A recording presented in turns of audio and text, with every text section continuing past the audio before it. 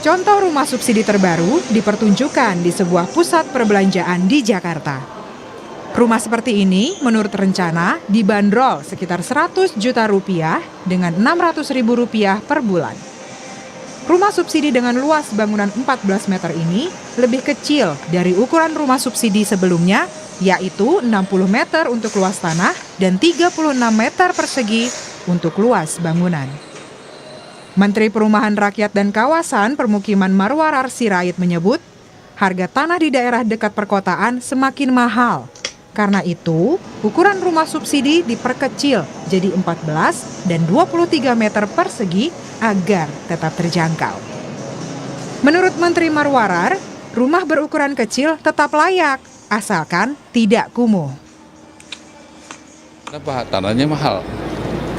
Nah, jadi bagaimana caranya? Tentu kita berpikir tanahnya diperkecil, desainnya dibuat bagus, dibuat tidak kumuh dan menarik. Kalau isunya soal 60 meter itu, mau saya kasih lihat yang 60 meter yang kumuh, boleh? Yuk kita lihat. Jadi nggak ada jaminan juga 60 meter nggak kumuh. Sejumlah warga menilai ukuran rumah subsidi terlalu kecil untuk keluarga dan hanya cocok satu penghuni. Itu kecil ya, tapi kalau untuk sendiri juga bisa, tapi kayaknya kurang maksimal deh, itu terlalu kecil banget karena. Udah ngeliat kan dia tingkat ya, cuma kayaknya untuk kalau keluarga berencana anak dua terlalu kecil ya. Keluarga kecil, keluarga muda sih oke kayaknya, cuman kalau keluarga yang banyak anak kayaknya repot deh, karena tempat bermain anak juga nggak ada kayaknya gitu ya, sempit sekali Kak, menurut saya itu Kak. Memiliki rumah merupakan impian banyak keluarga. Rumah subsidi bakal dibangun di daerah-daerah penyangga Jakarta seperti Bekasi, Depok, dan Cikarang. Tim Liputan Kompas TV. Lalu apakah rumah subsidi Jabodetabek seluas 14 dan 23 meter persegi ini bisa jadi hunian yang tidak hanya terjangkau, tapi layak huni? Kami akan perbincangkan hal ini bersama anggota Komisi 5 DPR RI dari fraksi Partai Keadilan Sejahtera Yanwar Arif Wibowo, serta analis tata kota Yayat Supriyatna. Selamat malam Bapak-Bapak. Selamat malam Mas Radi. Saya ke Pak Yanwar dulu. Selamat malam Pak Yayat. Ya, saya ke Pak Yanwar dulu. Pak Yanwar, dalam tataran kebijakan dan implementasi program ini, menurut Anda bagaimana kebijakan rumah subsidi ini bisa sejalan dengan standar hunian yang layak? Karena menurut keputusan Menteri PUPR, ini saya bacakan nomor 689 tahun 2023, disebutkan luas minimal hunian itu 18 meter persegi, sedangkan yang diterapkan sekarang 14 meter persegi, bahkan ada yang seluas itu. Bagaimana nih Pak Yanwar? Iya, jadi gini, kita akan melihat dua aspek ya, terkait dengan yang sedang ramai dibicarakan soal rumah dengan luasan 18 meter persegi. Ya. Pertama kita lihat dari aspek legalitasnya, ya. Kita ini sudah punya Undang-Undang 1 nomor 1 tahun 2011. Itu jelas dikatakan di situ ada rumah dengan berbagai jenis. Kita ada rumah umum, ada rumah komersial, ada rumah khusus, ada rumah swadaya, ada rumah negara. Ini pengertian rumah di Undang-Undang Perkim nomor 1 2011.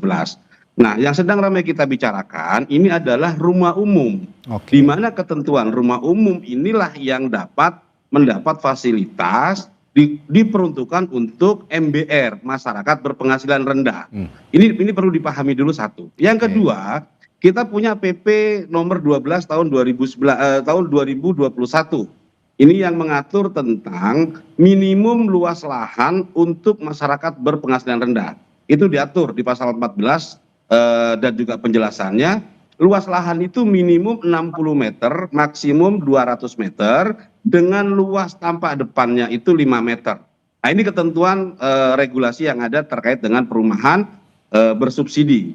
Nah, yang kedua, kita lihat waktu tahun 2012, Undang-Undang 1 2011 ini sebenarnya mengatur luasan minimum untuk MBR, yaitu 36 meter persegi. Tapi di tahun 2012 itu digugat di Mahkamah Konstitusi, maka luasannya tidak dibatasi 36 meter persegi. Itu dihilangkan. Nah, yang menjadi perhatian kita adalah bahwa kenapa dulu 36 meter persegi ini dimasukkan, diatur sebagai norma di dalam undang-undang itu. Tentu ini ada dasarnya. Apa dasarnya? Dasarnya adalah SNI itu mengatur tentang luasan yaitu 9 meter persegi per jiwa. Kalau kita mengacu ke MDGs itu 7,2 meter persegi per jiwa. Itu secara legal ya, regulasi yang ada. Nah, yang kedua, kita bicara soal aspek kenapa rumah ini ya menjadi perhatian oleh seluruh banyak pihak. Bahkan Pak Prabowo mencanangkan tentang 3 juta rumah. Ya, 1 juta rumah di kota, 1 juta rumah di desa, dan 1 juta rumah di pesisir. Nah, bicara soal luas ya, kalau rumah itu adalah rumah komersial, monggo silahkan pengembang mau bawa 15 meter, 18 meter, 14 meter, silahkan. Dengan luas berapapun lahan silahkan. Nah, yang menjadi kritikal adalah kenapa di MBR itu perlu kita atur, Mas Radi. Karena di situ ada dana pemerintah, dana rakyat, ada uang negara di situ. FLPP itu akan menjadi salah satu. Halo? Ya, silakan FLPP Pak Yanwar. Itu kan subsidi ya, subsidi bunga. Itu nilainya 28 triliun loh. Oke, kalau begitu saya tanya ke Pak Yayat dari perspektif tata kota ini sekarang. Pak Yayat, menurut Anda rumah subsidi dengan luas 14 sampai 23 meter persegi yang tadi dikatakan oleh Pak Yanwar bahwa NBR itu ya itu pakai uang negara sehingga ya kita punya negara punya keterbatasan untuk menyediakan lahan. Tapi dengan lahan seperti ini, dengan lahan seluas itu memenuhi standar hunian layak nggak dari perspektif tata kota? Khususnya untuk pekerja di Jabodetabek misalnya. Mereka sudah lelah bekerja seharian menghadapi harus pulang ke rumah dengan kondisi yang seperti itu. Ya, sangat tidak manusiawi. Ukuran segitu sangat tidak manusiawi. Mengapa? Tadi sudah dikatakan oleh Pak Yanwar, aturan kita tuh minimal 9 meter persegi. Maka konsep 36 meter itu kan suami istri dengan 2 anak. Proporsional. Kemudian kalau diperluas itu menjadi 60 masih proporsional. Karena yang tidak diperhatikan itu adalah housing carrier. Kita perhatikanlah sekarang ini di perumahan-perumahan yang tadinya tipe 36, jika dia makin sejahtera, ingin punya kendaraan, ingin ditingkatkan. Kalau halamannya hanya 25 meter, 20 meter, nggak dapat apa-apa.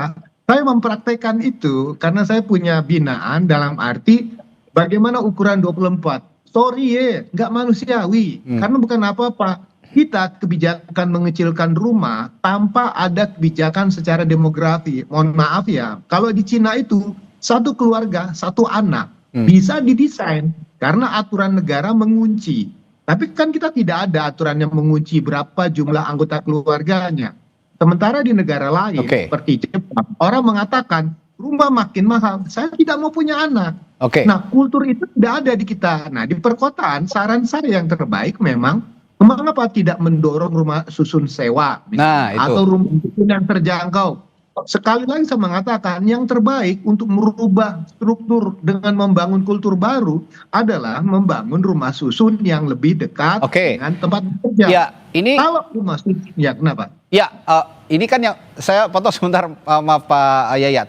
Ini kan yang Anda bicarakan berarti dampak jangka panjang pembangunan rumah ini kan. Nah, yang Anda bilang tadi kan berkeluarga, tumbuh begitu. Kalau di perumahan komersil ada namanya konsep rumah tumbuh. Nah, kalau ini kan mau tumbuh bagaimana dengan lahan seperti itu? Tadi ditawarkan solusi rumah hunian vertikal. Saya ke Pak Yanwar dulu kalau gitu. Bagaimana tadi menjawab kritik oleh Pak Yayat tadi juga. Ini jangka panjangnya juga harus dipikirkan oleh pemerintah, termasuk juga jika memang mereka nanti berkeluarga, sudah punya anak, solusi apa yang bisa ditawarkan oleh pemerintah kira-kira melalui pembicaraan dengan DPR? Ya, jadi gini Pak Mas Radi ya. Kita itu menyediakan rumah layak untuk masyarakat berpenghasilan rendah. Ya, ini fokusnya nih. Kita jangan kehilangan fokus. Data BPS semester pertama tahun 2024 itu menampilkan bahwa rumah rata-rata anggota keluarga miskin itu 4,78. Itulah sasaran MBR. Jadi anggota keluarga ya calon penerima rumah subsidi ini data BPS menyatakan itu 4,78. Artinya satu keluarga itu 4 atau 5 orang rata-ratanya. Nah, kalau kemudian 18 meter ini dijadikan sebuah standar oleh pemerintah, oleh Kementerian PKP, maka jelas ini ngawur gitu loh. Tidak manusiawi, tidak memperhatikan aspek sosial, aspek budaya, aspek spiritual, aspek kesehatan, aspek lingkungan. Kita membangun rumah itu bukan sekedar tidak kepanasan dan tidak kehujanan, tapi ini membangun peradaban, membangun masa depan. Nah, ini yang harus diperhatikan gitu loh. Apalagi dana pemerintah itu besar untuk memfasilitasi masyarakat berpenghasilan rendah ini. Kalau yang sekarang ya 220.000 rumah dengan mendapat fasilitas FLPP itu sudah 28 triliun. Kalau saya bagi dengan pembiayaan selama 20 tahun, itu subsidinya per unit rumah itu 128 juta. Kalau dibagi rata-rata per bulan, subsidi untuk MBR itu 500.000. Nah, jangan sampai kemudian dana besar pemerintah yang ingin digunakan untuk masyarakat berpenghasilan rendah ini kemudian bergeser. Jangan gara-gara nyuwun sewu, ada kolega kita, ada teman kita ya punya dagangan dengan spek yang ada kemudian dipaksakan untuk itu kesannya kan jadi dipaksakan gitu loh Pak Yanwar ya. Jadi kalau begini Pak Yanwar, sorry. Jadi kalau saran yang dibilang Pak Yayat tadi, perlu nggak sebenarnya pemerintah ini mempertimbangkan hunian vertikal saja, alih-alih membangun hunian-hunian yang tidak vertikal tapi maksa kesannya gitu loh. Gini Mas Radi, yang disampaikan itu 18 meter dengan luas lahan 25 dan 30 itu kan hunian tapak. Hunian tapak itu nggak cocok di kota. Di kota itu harus didesain hunian vertikal. Nah itu dia. Nah ini yang harus dipahami nih oleh teman-teman di PKP gitu ya, supaya paham gitu loh bagaimana menata apa yang diinginkan Bapak Prabowo dengan 3 juta rumah itu luar biasa bagus gitu ya. Nah tinggal PKP ini bisa tidak menerjemahkan. Nah rumah tapak itu cocok untuk di pedesaan, lahannya juga masih luas, di pesisir lahan masih cukup, sehingga rumah tumbuh itu sangat dimungkinkan itu dengan minimum 60 sampai 200 gitu ya. Tapi kalau di perkotaan yang harus di develop itu adalah rumah vertikal, bisa bentuknya nanti tsunami. Rumah susun milik itu juga bisa dapat subsidi gitu loh. Saya tanyakan solusi kalau gitu ke Pak Yayat, apakah tadi solusinya ya hunian vertikal saja sudah yang didorong, nggak usah maksa juga ke hunian yang melihat luas tanah yang kecil sekarang dipaksa untuk ditinggali gitu. Ya, saya sependapat bahwa yang paling ini pertama satu, MBR itu dikunci oleh income yang terbatas. Kalau udah rumahnya kecil, dibeli di pinggiran, kos transportasinya makin tinggi. Pulang ke rumah lelah, rumahnya sempit, pasti tambah tidak sehat. Mohon maaf ya, saya melihat tipe rumah kecil itu yang ditawarkan itu kan tidak punya dapur. Saya melihat dengan fakta bahwa mereka masak depan rumah. Kita bisa bayangkan. Tapi gini sebentar, Pak Yayat. Pak Yayat sebentar, tapi kan kalau kita bicara rusunawa atau rusunami begitu ya, ini kan sebenarnya sudah ada pemerintah Provinsi Jakarta misalnya, itu sudah membuat itu, tapi peminatnya kurang. Apa sih yang menyebabkan peminat kurang ini? Pertama begini, saya menyarankan struktur yang membangun kultur baru adalah yang tinggal di rumah susun itu harus mendapatkan subsidi selain untuk rumah susun. Saya ngambil contoh, Jakarta itu setiap tahun menggelontorkan 17 triliun untuk dana apa? Dana BPJS, Bapuma Kesehatan, dana transportasi, kartu sehat, lansia dan sebagainya. Kita prioritaskan saja siapa yang ke rumah susun mau meninggalkan kawasan kumuh dapat bantuan sosialnya. Jadi orang tergerak bahwa tinggal di rumah susun bukan sekedar tinggal untuk menyewa, tapi ada fasilitas. Kita bisa bayangkan saja ya, kalau rumah tipe kecil itu nilai apa yang ditanamkan. Lebih bagus dengan adanya rumah susun sewa atau milik, itu bisa mengurangi mitigasi misalnya kebakaran, kekumuhan dan sebagainya. Baik, Pak Yanwar, kalau gitu gini, apa yang bisa Anda dorong sebagai anggota DPR juga yang berkoordinasi juga dengan pemerintah termasuk masalah hunian ini, tentang strategi pemerintah untuk memastikan rumah subsidi ataupun hunian bersubsidi ini mendukung stabilitas sosial dan ekonomi pekerja, bukan hanya solusi sementara, termasuk misalnya mengintegrasikan rumah subsidi dengan infrastruktur kota, seperti tadi kata Pak Yayat, transportasi umum dan fasilitas sosialnya dilengkapi. Ya, jadi begini, Bapak Presiden mencanangkan 3 juta rumah per tahun. 3 juta rumah ini dibagi, ada yang membangun, ada yang rehab. Ya. Nah, ini harus kita fokus. Bahkan rehab rumah tidak layak huni ini juga harus penting diperhatikan. Pertama, rumahnya ada, tanahnya ada, cuman rumahnya tidak layak. Dan biaya rehab rumah itu jauh lebih ringan, lebih murah. Nah, ada juga rumah yang dibangun, didevelop. Ini tentu butuh ekosistem yang dibangun ya. Nah, sekarang begini, kemarin Pak Menteri menaikkan MBR itu dari yang maksimal 8 juta menjadi 14 juta. Ini juga saya sebenarnya tidak setuju. Kenapa? Masyarakat berpenghasilan rendah semakin tertekan. Saya mengusulkan begini sebenarnya, MBR itu harus terukur.